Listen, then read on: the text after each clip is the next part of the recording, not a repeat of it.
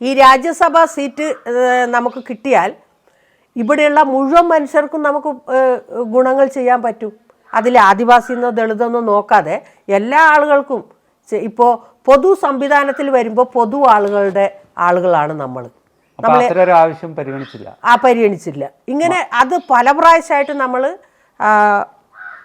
ശരിക്കും ഇന്നത്തെ ആഭ്യന്തര വകുപ്പ് മന്ത്രിയായിട്ടുള്ള അമിത്ഷയ്ക്ക് നേരിട്ട് പരാതികൾ കൊടുത്തിട്ടുണ്ട്. നമ്മുടെ പ്രധാനമന്ത്രിക്കും കൊടുത്ത് സംസാരിച്ചിട്ടുണ്ട്. അതിൽ പിന്നെ ആ സമയത്തുണ്ടായിരുന്ന ആളുകൾക്കൊക്കെ നമ്മൾ കൊടുത്ത് കാര്യങ്ങൾ ചെയ്തിട്ടുണ്ട്. അതിലൊന്നും ഒരു നടപടി എടുത്തില്ല. പല പ്രാവശ്യമായിട്ട് നമ്മൾ ചോദിക്കുമ്പോൾ ഇപ്പോൾ അവിടെ തിരക്കാണ്, ഇവിടെ തിരക്കാണ്, ആ തിരക്ക് കഴിയട്ടെ, അത് കഴിഞ്ഞിട്ട് ഈ കാര്യത്തിനെ കുറിച്ചൊരു തീരുമാനം ഉണ്ടാക്കും. ഇങ്ങനെ പറഞ്ഞ് വർഷങ്ങൾ ഇങ്ങനെ നീണ്ടുപോയി. അപ്പോൾ അത് നമ്മളെ പറ്റിക്കുന്ന ഒരു ഇടപെടലാണ് എന്ന് നമുക്ക് ബോധ്യമായി. ഇപ്പോൾ അങ്ങനെ ബോധ്യമായപ്പോൾ നമ്മൾ അതിന് കൃത്യമായിട്ട് നിലപാടെടുത്തു.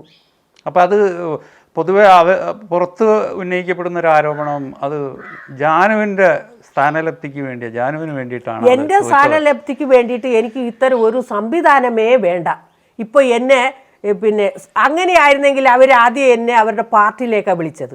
എൻ്റെ സ്ഥാനലബ്ധിക്കാണെങ്കിൽ ആ പാർട്ടിയിൽ പോയാൽ മതിയല്ലോ. കേന്ദ്രത്തിൽ ഒരു പ്രധാന പോസ്റ്റും തരും, ഓൾ ഇന്ത്യ ബേസിൽ പോകാനുള്ള മുഴുവൻ ഫെസിലിറ്റിയും സംവിധാനവും എനിക്ക് തരും എന്നാണ് പറഞ്ഞത്.